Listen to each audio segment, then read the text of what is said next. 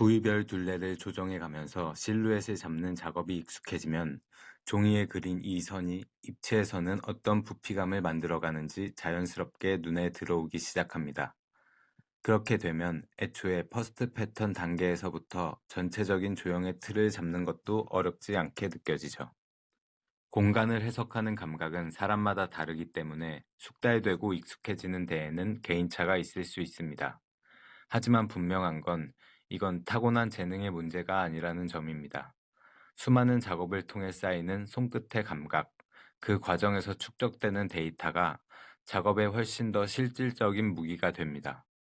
특히 우리는 대개 수학적인 계산으로 공간을 예측하는 데 익숙하지 않기 때문에 종이 위의 도형을 뚫어지게 바라보며 머릿속으로만 생각하는 것은 옷을 이해하는 데에 큰 도움이 되지 않습니다. 드레이핑과 가봉을 반복하며 손과 눈으로 평면과 입체의 전환을 계속해서 확인해야만 3mm의 차이까지 감지할 수 있는 눈이 만들어집니다. 이번에는 마치 디올 뉴룩의 바 자켓을 연상케 하는 극단적인 실루엣을 만들어 보겠습니다.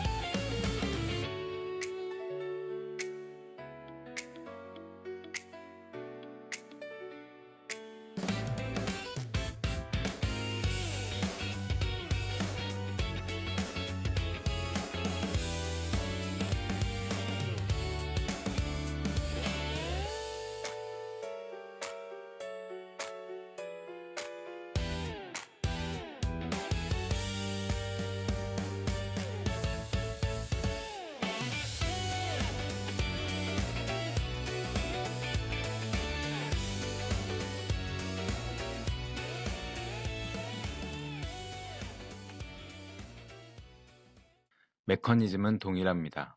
실루엣을 만들어주는 주요 부위, 가슴, 허리, 힙, 밑단 각각의 둘레를 합쳤을 때 내가 원하는 사이즈가 나오도록 계산하여 각 부위에 분배해주면 됩니다. 어느 정도 큰 그림을 그렸으면 각 파트를 트레이싱하고 선을 다듬으면서 실루엣을 만들어 가겠습니다.